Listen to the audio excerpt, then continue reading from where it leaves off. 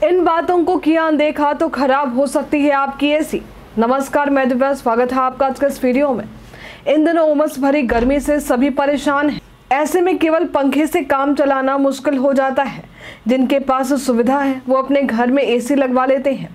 चिलचिलाती गर्मी हो या मानसून की उमस भरी गर्मी, दोनों ही समय में एसी की ठंडी हवा से हमें राहत मिलती है।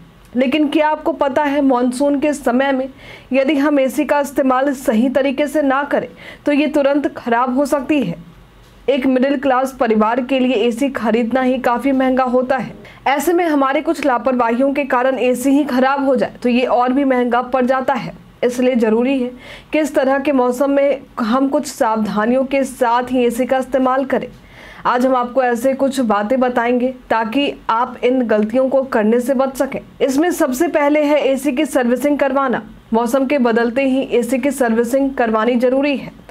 साल में 2 बार एसी की सर्विसिंग होनी चाहिए। गर्मी पड़ते ही हम एसी का इस्तेमाल तो शुरू कर देते हैं, लेकिन एसी के देख रेख के लिए ज़रूरी है कि गर्मी का मौसम शुरू होते ही सबसे पहले हम एसी की सर्विसिंग करवाएं। उसके बाद ही आप एसी का इस्तेमाल करें। फिर जब गर्मी का मौसम खत्म हो जाता है और ठंडे का मौसम शुरू हो जाए तो एसी की सर्विसिंग ही करवा कर इसे रखें। सर्विसिंग करवाने से एसी के अंदर जो भी गंदगी होती है वो साफ़ हो जाती है, जिससे एसी के खराब होने का डर भी नहीं रहता। कई बार तो गंदगी जमा होने की वजह से एसी सही तरीके से कमरे को ठंडा भी नहीं कर पाता है। एसी जब कमरे को ठंडा नहीं करे तो इसकी बड़ी वजह इसका सर्विसिंग नहीं करवाना भी हो सकता है।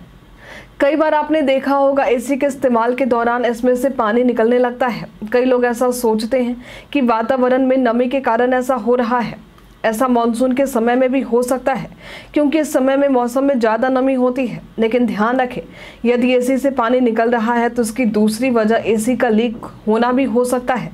यदि आपके एसी से पानी निकल रहा है तो तुरंत इसे टेक्नीशियन से दिखवाएं। यदि टेक्नीशियन से इसे ठीक नहीं करवाया तो लीक की वजह से इसकी पूरी गैस बाहर निकल जाएगी और ये आप पर महंगा पड़ सकता है। इसलिए मौसम में नमी की वजह से ऐसा हो रहा है, ये समझकर इन बातों को अनदेखा ना करें।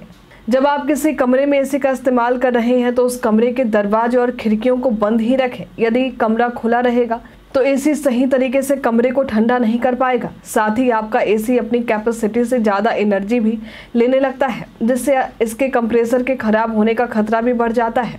अक्सर ऐसा भी देखा जाता है कि जब एसी चलना शुरू होता है तो थोड़ी ही देर में ये गर्म होना शुरू हो जाता है। इसकी वजह है सही तरीके से इसे पावर सप्लाई नहीं मिलना। इस वजह से भी आपकी एसी खराब हो सकती है। तो ध्यान रखें कि कहीं थोड़ी थोड़ी देर पर ही आपका एसी गर्म तो नहीं हो रहा। यदि ऐसा हो रहा है तो उसकी जांच भी ज़रूर करवाएं। आज के लिए फ़िलहाल इतना ही। ये सारे टिप्स आपको कैसे लगे हमें कमेंट में लिखकर ज़रूर बताएं। हमारे साथ बने रहने के लिए आपका धन्यवाद।